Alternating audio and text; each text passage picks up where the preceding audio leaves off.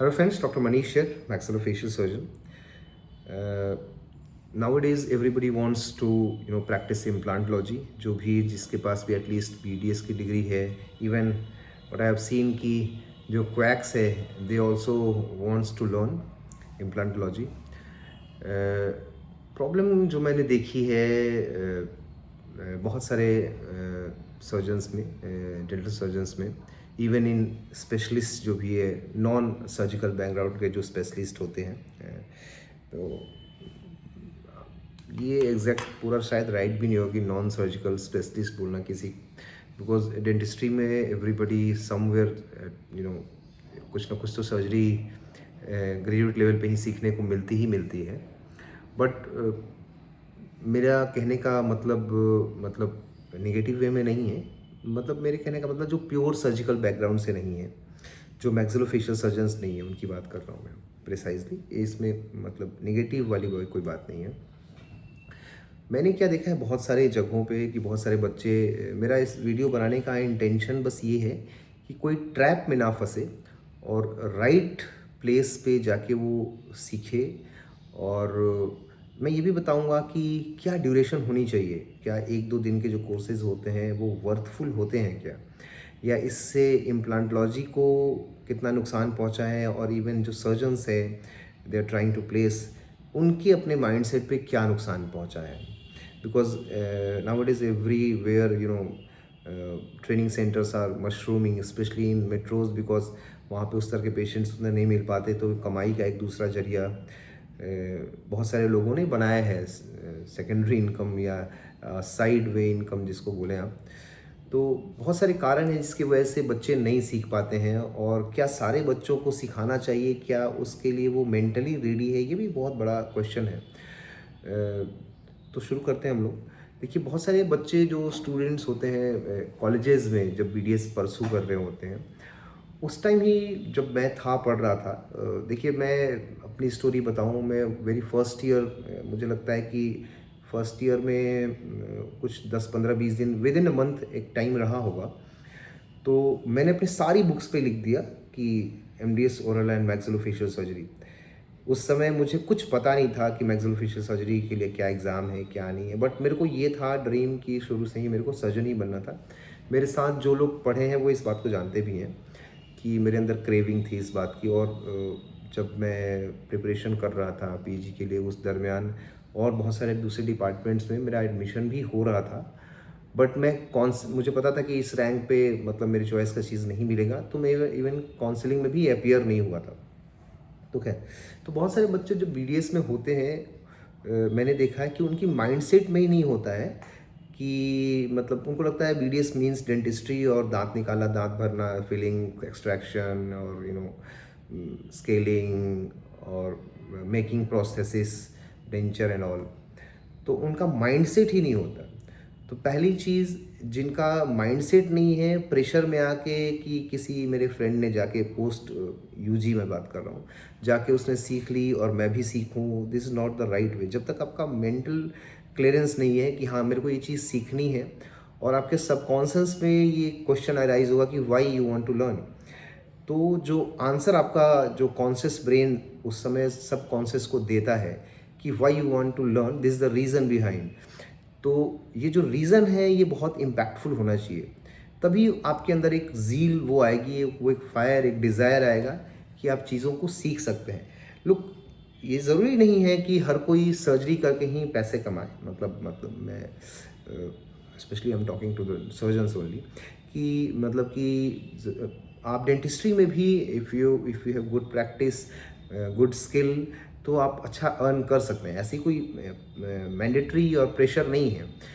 तो सीखना उन्हीं को चाहिए जो कि दे है डिज़ायर कि लर्न, बिकॉज थोड़ा सर्जिकल है और इसमें थोड़ा भी कुछ कॉम्प्लिकेशन हो जाता है, तो उस तरह के बच्चे मैं देखता हूँ वो बहुत जल्दी नेगेटिव हो जाते हैं और इम्प्लांट को क्रिटिसाइज़ करना शुरू कर देते हैं। तो ये बाई डायरेक्शनल लॉस हो जाता है। एक तो वो खुद बेचारे नहीं कर पाते, और जो सोसाइटी है उसमें भी नेगेटिव वो चीज़ों को स्प्रेड करना शुरू करते हैं, इसलिए पेशेंट को भी थोड़ा सा ट्रस्ट इशू हो जाता है। हालांकि जो सर्जन अच्छे से करता है उनके पास वो जाके फिर वो पेशेंट पॉजिटिव हो जाते हैं, बट थोड़ा सा एक इससे नेगेटिविटी आती है चीज़ों में। दूसरा क्या है, एक और बड़ी प्रॉब्लम कि आजकल जो कॉलेजेस में देख रहा हूँ, जो टीचर्स होते हैं वो क्वालिफाई तो है, मतलब उन्होंने पीजी किया है, पास किया है, बट उनकी जो लेवल ऑफ नॉलेज है वो उस तरह की नहीं है। और इसका कारण सबसे बड़ा ये है कि जो कॉलेजेस की सैलरी आजकल है, तो जो अच्छे टीचर्स जाने चाहिए वो आजकल बहुत कम जाते हैं, या जाते भी हैं तो मंथ में 2-4 दिन के लिए जाते हैं, या फिर वो लोग ऑन पेपर रहते हैं, जब इंस्पेक्शन होता है तभी जाते हैं। तो जो बच्चे होते हैं उनमें जो एक डिज़ायर जो डालने की जो प्रक्रिया है, चूँकि टीचर को खुद नहीं आता है, तो वो क्या होता है कि बच्चों को थोड़ा डरा के रखते हैं। इससे क्या होता है कि स्टूडेंट जो है, जो उसको उसमें जो लर्न करने की जो जो इनेट प्रकृति होती है, वो धीरे धीरे मर जाती है। जैसे एक पौधा सूख जाता है, वैसे ही सीखने की जो डिज़ायर होती है वो सूख जाती है, ख़त्म हो जाती है। तो एक अच्छा टीचर होना एक बहुत ही इंपॉर्टेंट चीज़ है। हर कोई एक अच्छा टीचर नहीं हो सकता है, तो कॉलेजेस का भी इसमें बहुत बड़ा रोल है। तीसरा जो मैंने कई बार देखा है कि पास हो जाने के बाद जो फ़ियर फैक्टर बच्चों में रहता है कि शुरू में रिस्क नहीं लेंगे और ये कुछ गड़बड़ ना हो जाए, ये भी एक बात था। इवन ऑनेस्टली स्पीकिंग, शुरुआत के टाइम में जब मैंने प्रैक्टिस स्टार्ट करी थी, तो ये मेरे अंदर भी था। और ये इसमें कोई बुराई नहीं है कि आप धीरे धीरे लर्न करते हो चीज़ों को। हाँ, बट वो डिज़ायर होनी चाहिए, वो फायर, वो ज़ील होनी चाहिए आपके अंदर कि मेरे को यहाँ रुकना नहीं है, मेरे को आगे जाना है, मेरे को इंडिया का one of the finest surgeon बनना है। ये एक चीज़ जो मैंने अपने सीनियर से सीखी है, उनको देख के मैं चलता हूँ कैसे उन्होंने स्ट्रगल किया और आज कहाँ से कहाँ one of the India's finest surgeon बने हैं, और अक्रॉस द ग्लोब उनकी प्रैक्टिस है। तो आप एक अच्छा, आपको मार्गदर्शक होना भी ज़रूरी है। तो ये जो डर है, कई बार वो डर हावी जब हो जाती है, कुछ मिसहैप हो जाता है, तो और भी बच्चे डर जाते हैं, इसके वजह से वो सीख नहीं पाते हैं। अगला चीज़ ये है कि आप फिर सीखें किससे। देखिए, अगर आपको सर्जिकली साउंड है तो फिर आप किसी से भी सीखें, किसी प्रोस्टोडोंटिस्ट से सीखें, किसी से भी सीखें जिसको अच्छी नॉलेज हो, वो इट्स ओके फाइन। बट आपको थोड़ी सी अगर सर्जरी से फियर है, तो आप हमेशा ये चीज़ एकदम दिमाग में बिठा लो, सबकॉन्शियस में, कि हमेशा आप किसी मैक्सिलोफेशियल सर्जन को ढूंढिए। क्योंकि मैं जानता हूँ एज ए सर्जन कि मतलब उनका लिमिट जो होता है डेंटिस्ट्री के बाउंड्री से बहुत ज़्यादा बाहर होता है। Even what I have seen कि जहाँ पीजी नहीं होती, सिर्फ यूजी के कॉलेजेस हैं, मतलब बहुत सारे जो बच्चे हैं, जो डॉक्टर्स हैं, उनको पता ही नहीं होता कि मैक्सिलोफेशियल सर्जन का लेवल क्या है, मतलब किस लेवल की वो सर्जरी कर सकते हैं। They can do everything in head neck. Dentistry में इम्प्लांटोलॉजी किसी सर्जन के लिए, मतलब मैं अच्छा सर्जन की बात कर रहा हूँ, उनके लिए वो they even don't consider implantology as a surgery. मतलब वो उनके लिए ABCD चीज़ है, समझ रहे हैं आप। तो अगर आपको फियर फैक्टर है तो must find out good maxillofacial surgeon और उनके यहाँ जाके सीखो। और कभी भी 2-3 डेज़ के वर्कशॉप में मत सीखो, या 2-3 डेज़ के जो करिकुलम वो लोग डिज़ाइन करते हैं उसमें नहीं सीखो, बिकॉज उस पर आप सीख नहीं पाओगे प्रॉपर वे में। और फिर कुछ भी थोड़ी बहुत गलती होगी तो फिर आप पेशेंट्स, अगर इम्प्लांट फेल हो गया तो पेशेंट बोलेगा मेरे पैसे वापस करो, ब्ला ब्ला, और फिर आप बड़ा बेकार चीज़, इससे बढ़िया तो मैं ज़िरकोनिया लगा देता, और ये वो, समझ रहे हैं। तो आप कम हमेशा एक सर्जन के पास सीखो। सर्जन के पास सीखने का क्या फ़ायदा होता है कि वो उसकी बाउंड्री बहुत बड़ी होती है, और इम्प्लांट में कुछ भी हियर एंड देयर होता है, तो बहुत सारे अदर टेक्निक्स वो जानते हैं।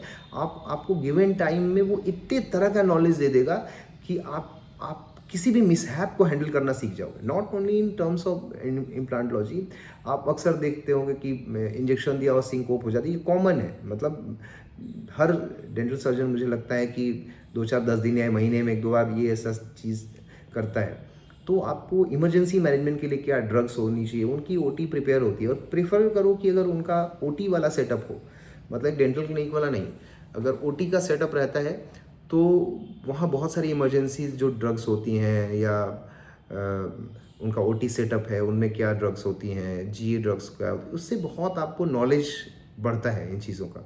किसी दिन इमरजेंसी हो गया तो वो आपको हैंडल करना सिखा सकते हैं। और भी बहुत सारी चीज़ें आप सीख सकते हैं मतलब इम्प्लांटोलॉजी के अलावे भी। या इम्प्लांटोलॉजी में कोई अगर कॉम्प्लिकेशन आ गया, मानो साइनस लिफ्ट करते टाइम टीयर हो गया, ठीक है, तो कैसे मैनेज कर सकते हैं, रिज स्प्लिट कैसे करना है, रिज एक्सपेंशन कैसे करना है, या आप कोई और जाइगोमा की सर्जरी किसी दिन कर रहे हो तो वहाँ वो भी देखने को मिल सकता है। ट्रिगॉइड सीख सकते हो, ठीक है, कुछ भी PSI इम्प्लांट सीख सकते हो। और हमेशा कुछ ड्यूरेशन यानी कि 1 2 3 मंथ का जो कोई कोर्स ऐसा आपको मिलता है वो प्रेफर करो। अगर वो ना मिल पाए तो एटलीस्ट सर्जन को तो प्रेफर करो ही करो, अगर आपको फियर वाला फैक्टर है। अगर फियर वाला फैक्टर नहीं है तो फिर आप किससे सीखो, प्रोस्टोडोंटिस्ट से सीखो। वो आपको जो पोस्ट इम्प्लांटोलॉजी जो उनका प्रोस्थेटिक वाला पार्ट है वो अच्छा बताएंगे आपको, आप उनसे वो चीज़ सीख सकते हो। बट सर्जरी की जहाँ तक कंसर्न है, आप हमेशा एक सर्जन से ही सीखो, because they are the best. मतलब कोई आप you can not even compare किसी और स्पेशलिस्ट को, डेंटिस्ट से रिलेटेड और मैक्सिलोफेशियल सर्जन को। वो उनका लेवल बहुत ज़्यादा बड़ा होता है, बहुत ही ज़्यादा। They do onco, they do rhinoplasty, they do HT, they aesthetics, plastic surgery, everything. Trauma it's a big, अपने आप में ही बहुत बड़ा चीज़ है। और अच्छे सर्जन से और भी अच्छी क्रैनियोफेशियल सर्जरीज करते हैं, बहुत सारी चीज़ें, डिस्ट्रैक्शन, ठीक है, ऑर्थोग्नेथिक है। तो आप बातों बातों में और भी बहुत सारी चीज़ें सीख सकते हो, क्योंकि जब बाउंड्री बड़ी होगी तो आप मिसहैप को हैंडल कर सकते हो। आप बताइए मेरा ये वीडियो कैसा लगा, अगर आपको कुछ फ़ायदा हो तो ज़रूर कमेंट करें, और कोई और भी चीज़ जाननी हो तो let me know. Okay, thank you.